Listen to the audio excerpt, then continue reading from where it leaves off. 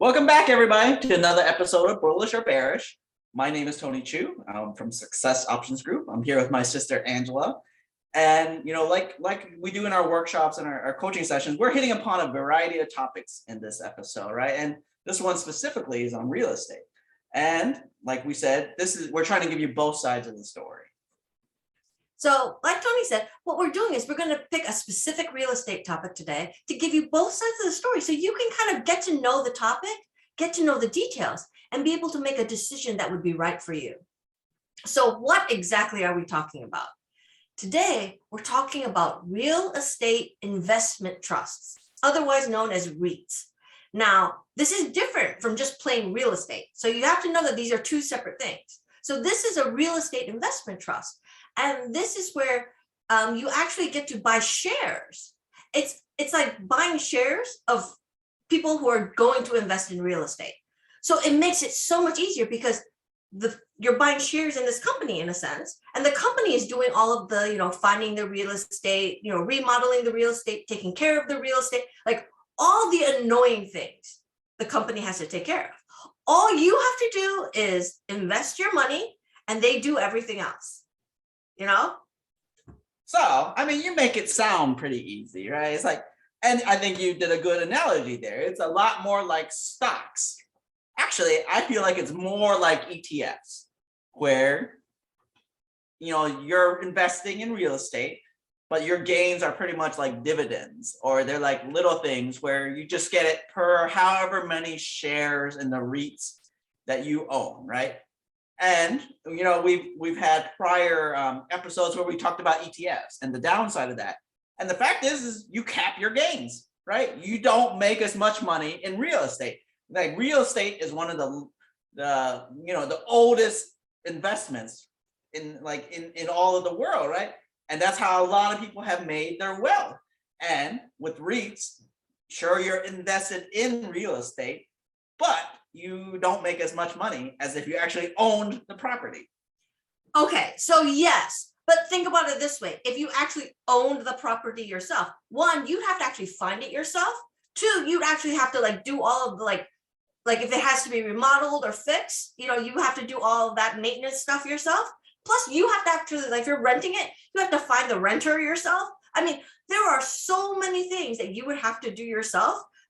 Not everybody has the time or the energy to do all of that themselves.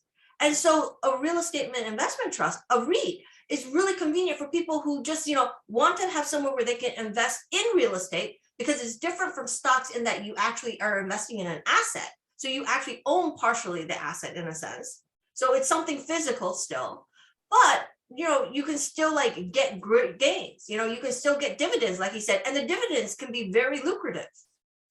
Yeah, but so I was getting at before is you are capping how much money you can make from it. The fact is since real estate's been around so long, they've made a lot of laws. They made a lot of little loopholes that help people who own real estate, right? So they can refinance and they can take out the money they put in, right? They can, as long as it's in your name or it's in your corporation name or however you decide to do it, you can take advantage of some of these laws, and these you can do the exchanges where you exchange real estate for other real estate, and all these things are not possible with the REITs, or it's a lot more difficult, let's say, right? And it could be possible, but it's not quite as plain and simple as how they designed the laws, where it's as you own the real estate it's in your name, and you can take advantage of those kind of rules. Yes, but you have to realize that buying a property, like owning real estate, is a big investment of capital, and it's just one thing. With REITs, you can actually diversify the kind of real estate that you own.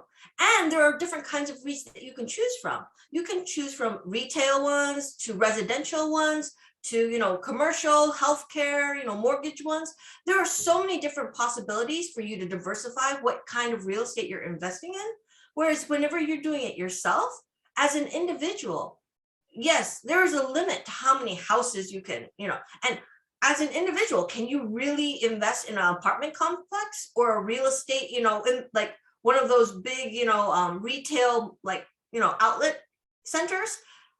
There's a limit to how much you can do as an individual. And a REIT lets you go beyond that, invest in things that are, more than that, and also give better profits sometimes. So, I mean, there is validity to what you're saying. The problem with that, I mean, even as if we talk about properties like single home residence, right? And that's the one that most people have a familiarity with, being a landlord. I mean, you can hire a company to like manage the property. They can do all the stuff that you had talked about, the tenants and toilets part that you were just mentioning earlier, right? And you pay them a fee and they take care of it. And like, so with these, you're able to take advantage of all these benefits that real estate provides you as an investor. Now, I mean, what you were just mentioning earlier is like getting into a variety of different types of real estate, right? And what I see the issue with that being is that, you own stock. And the thing is, it's not quite like our stock exchange where it seems like there's always a buyer. So there's this liquidity question, right? You have to sell your shares of your REIT, but somebody also has to buy it on the other side of it, right? So it's not quite as plain and simple as, okay, I want to get out and I want to get out now. Right? Okay, yes, but you're comparing it to stocks. Now, yes, for a REIT, you have shares and you would have to sell it and somebody has to buy it. But compare selling and buying REIT shares to the amount of lead time it takes to actually buy and sell like an actual real estate property that you own. Like, haven't you heard of like the 30-day, it takes 30 days to actually close a property or to buy or sell anything? Like, one of the biggest things, the best things about stocks is that you can just do it immediately. For a REIT, it's similar enough to stocks that you can sell your shares a lot faster than you could probably flip and sell your property if you owned one. So there is a lot more liquidity in a REIT than an actual real estate property as well. Yeah, well, you stumped me there a little bit, but I mean, the thing is, so selling your property does take some time, right? And it's something you manage. But the gains, right? So what usually happens is the biggest gains for real estate as an investment is the appreciation, right? And you want to make rental income so that you can overcome any kind of expenses you have, like the maintenance fees, and any kind of fees that you have.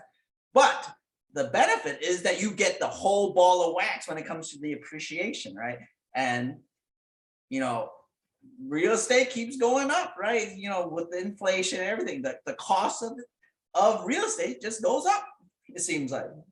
So that's where actually owning it, not being part of a REIT where you don't really have that much voting power, you don't have that much ownership. That's where having it in your name or in your corporation name or whatever, right? That's where you make the biggest bang for your buck with your investment in real estate.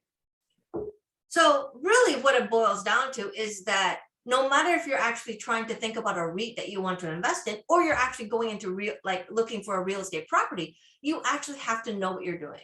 You actually have to do your own due diligence, because even with a REIT, not all REITs are created equal. There are good ones and there are bad ones, and all that comes down to is like, you have to have the knowledge and like coming to one of our workshops or doing one of our programs and like getting the education so that you can make good decisions, because all of these things are, yes, there are so many possible benefits for, investment and for making a profit, but that's only if you can choose correctly for yourself. And that still comes back down to you and what do you know? So thank you all for watching. Make sure you hit the like, subscribe, comment, check out some of our prior videos if they interest you, and sign up for a workshop.